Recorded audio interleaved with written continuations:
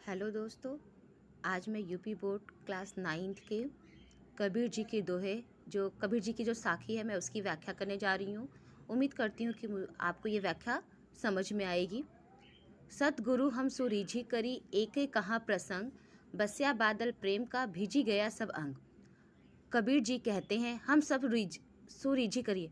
कबीर जी कहते हैं कि सतगुरु, उनके जो सतगुरु हैं, उनके प्रेम अनन्य भक्ति से प्रसन्न होकर एक कहा प्रसंग, उनसे एक बात कही है। प्रसंग मतलब एक बात कही है। बस्या बादल प्रेम का भीजी गया सब अंग, और जो वो बात है वह सुनकर, वो बादल रूपी जो बात है वो वर्षा के रूप में, जो वर्षा है वो प्रेम रूपी वर्षा उनके ऊपर हुई है, और उस प्रेम रूपी वर्षा में उनका जो अंग है पूरी तरह से भीग गया है। अर्थात इसमें कबीर जी ये कहना चाहते हैं कि सद्गुरु, जो उनके सद्गुरु है, उनके भक्ति, उनके प्रेम, उनकी निष्ठा को से प्रसन्न होकर उनसे एक बात कही है, एक प्रसंग कही है, एक ज्ञान दिया है, और वह ज्ञान बादल के समान वर्षा के रूप में, प्रेम रूपी वर्षा के रूप में, जो प्रेम रूपी वर्षा के रूप में जो बारिश हुई है, ठीक है, उस प्रेम रूपी वर्षा से उनका तन मन और संपूर्ण अंग भीग गया है। मतलब उन्हें एक प्रसन्नता हुई है, वो एक खुशी महसूस हुई है। वह जो प्रेम रूपी जो वर्षा है उससे उनका अंग पूरी तरह से तृप्त हो गया है। राम नाम के पट तरे देवे को कछु नाही, क्या लेख के संतोषिए होश रही मन माही।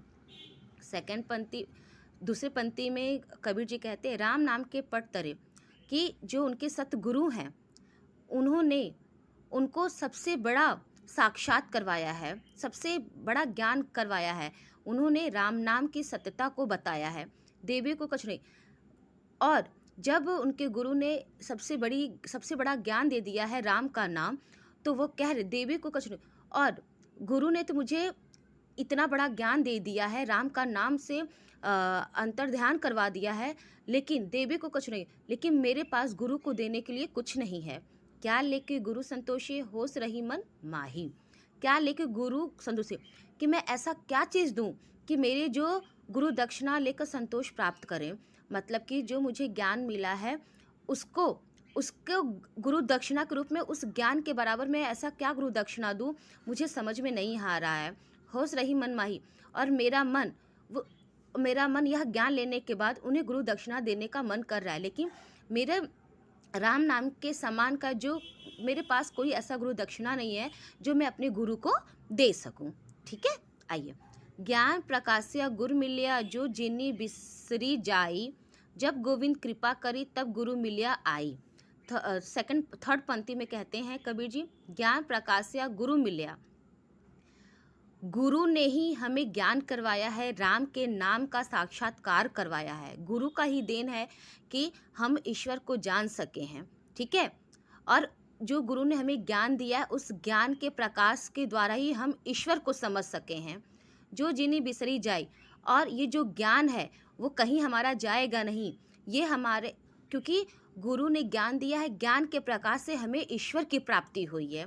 जो गोविंद कृपा करी तब गुरु मिले, और हमें ऐसे गुरु मिले हैं, वह किसकी कृपा है, वो हमारी गोविंद मतलब हम ईश्वर की कृपा है कि उन्होंने हमें गुरु जैसा सतगुरु का ज्ञान करवाया है, और गुरु की महिमा है कि उन्होंने हमें ईश्वर का ज्ञान कराया है।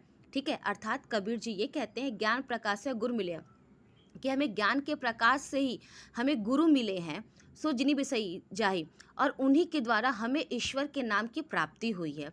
जब गोविंद कृपा करी, और जब ईश्वर की कृपा हुई है तब हमें गुरु मिले, और जब गुरु मिले हैं तो उन्होंने हमें गोविंद की कृपा के बारे में बताया है।